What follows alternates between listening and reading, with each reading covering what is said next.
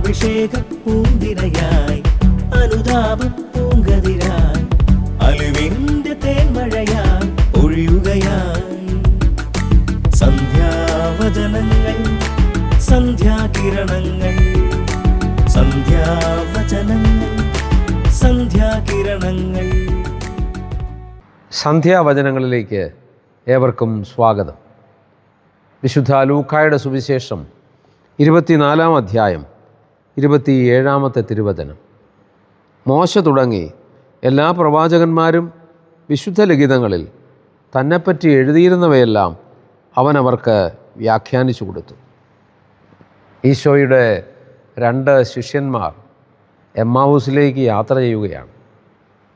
അവർ ചുമ്മാതെ യാത്ര ചെയ്യുകയല്ല.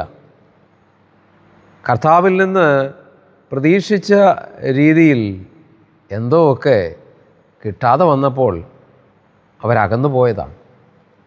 ഈ 2 പേർ ഇങ്ങനെ എമ്മാവൂസിലേക്ക് നടന്നു പോകുമ്പോൾ കർത്താവ് അവരുടെ കൂടെ കൂടുന്നു. കർത്താവിന് മനസ്സിലായി തന്നോട് ഇവർക്ക് ബന്ധത്തിലെന്തോ പ്രശ്നമുണ്ട്. ഈ 2 പേരെയും തന്നോടുള്ള ബന്ധത്തിലേക്ക് തിരിച്ചു കൊണ്ടുവരാൻ ഈശോ അവർക്ക് കൊടുത്തതെന്താണ് എന്ന് നാം പരിശോധിക്കേണ്ടതാണ്. അതാണ് ഈ വചനത്തിൽ നാം കണ്ടത്. മോശ തുടങ്ങി എല്ലാ പ്രവാചകന്മാരും വിശുദ്ധ ലിഖിതങ്ങളിൽ തന്നെപ്പറ്റി എഴുതിയിരുന്നവയെല്ലാം അവൻ അവർക്ക് വ്യാഖ്യാനിച്ചു കൊടുത്തു. തന്നിൽ നിന്ന് അകന്നു പോകുന്ന ഈ 2 ശിഷ്യർക്ക് തന്നിലേക്ക് വരാനായി കർത്താവ് കൊടുത്തത് തിരുവചനമാണ്. ഇപ്രകാരം തിരുവചനം കൊടുത്തു കഴിഞ്ഞപ്പോൾ അവർക്ക് കർത്താവിനോട് ആദ്യമുണ്ടായിരുന്ന ബന്ധം പുനഃസ്ഥാപിക്കാൻ കഴിഞ്ഞോ എന്ന് ചോദിക്കുമ്പോൾ അത് തുടർന്നുള്ള വചനങ്ങളിൽ വ്യക്തമാണ്. അവർ എത്തേണ്ടിയിരുന്ന ഗ്രാമത്തോടടുത്തു. അവനാകട്ടെ യാത്ര തുടരുകയാണെന്ന് ഭാവിച്ചു.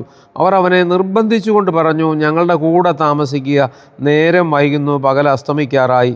അവൻ അവരോടുകൂടെ താമസിക്കാൻ കയറി. കർത്താവിനോട് അവർക്ക് ആത്മാർത്ഥമായ ബന്ധം വീണ്ടും ഉണ്ടാകാൻ വഴിതെളിച്ചത് കർത്താവ് അവർക്ക് കൊടുത്ത വചനം തന്നെയാണ്. പ്രിയപ്പെട്ട സഹോദരരെ, നമ്മുടെ കുടുംബങ്ങളിലെ ചില ആധ്യാത്മിക ശുശ്രൂഷകൾക്ക് പോകാൻ മടി കാണിക്കുമ്പോൾ, കുർബാനയ്ക്കോ കുമ്പസാരത്തിനോ ഒക്കെ പോകാൻ മടി കാണിക്കുമ്പോൾ നാം അവരെ നിർബന്ധിക്കാറുണ്ട്, നിർബന്ധിച്ചു വിടും.